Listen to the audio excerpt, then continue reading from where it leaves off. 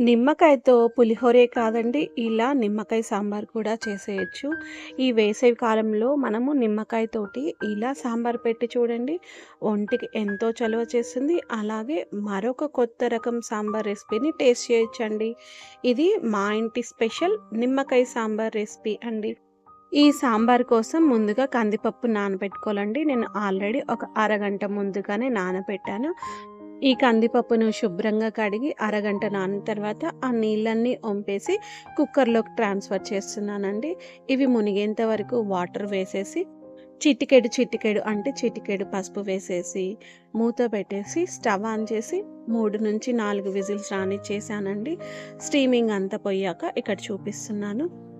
రుచికి తగ్గట్టు ఉప్పు వేసేసుకొని మెత్తగా పప్పు గుత్తితో కానీ మ్యాషర్ తోటి కానీ దీన్ని ఎనిపి రెడీగా పెట్టేసుకోవాలండి.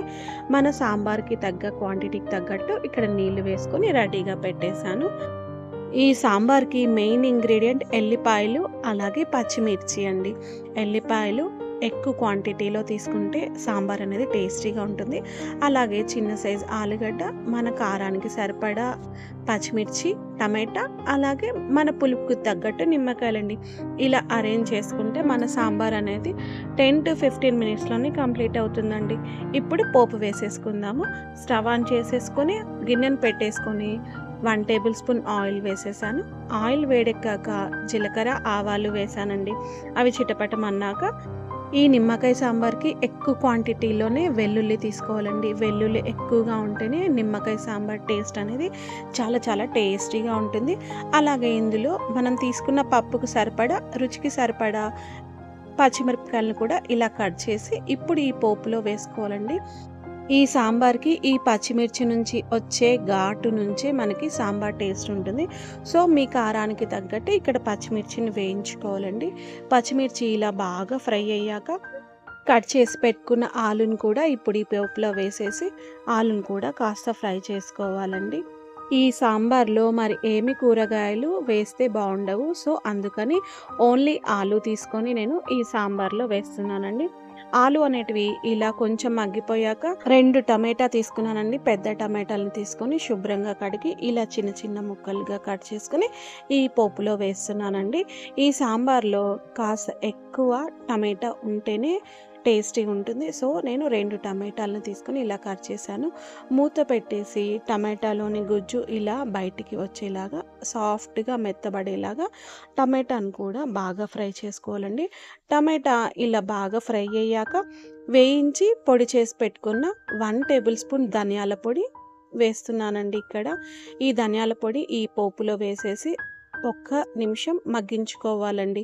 ఈ పోపులో ధనియాల పొడి మగ్గిపోయిందనుకోండి, టేస్ట్ చాలా చాలా బావుంటుంది సాంబార్ అనేది. సో, ఒక్క నిమిషం ఫ్రై చేసుకున్నాం కదా! తర్వాత ముందుగా పప్పు ఉడికించుకున్నాం కదండీ! ఆ పప్పునంతటిని ఇక్కడ వేస్తున్నాను.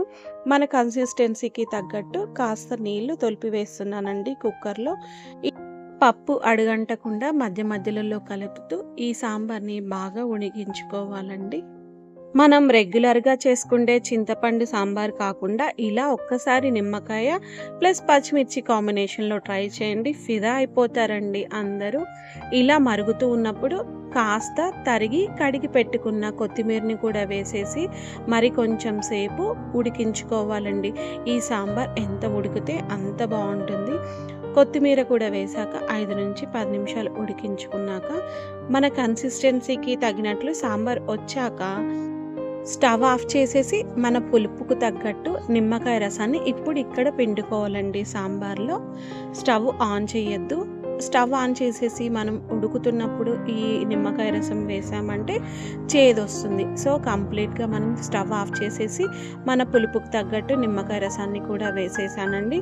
వేసిన తర్వాత మరొకసారి అంతా కలిసేలాగా కలిపేసి ఉప్పు సరిపోయిందో, పులుపు సరిపోయిందో లేదో ఒక్కసారి ఇక్కడ కొంచెం టేస్ట్ చేసేసి పైన క్యాప్ క్లోజ్ చేసేయాలండి.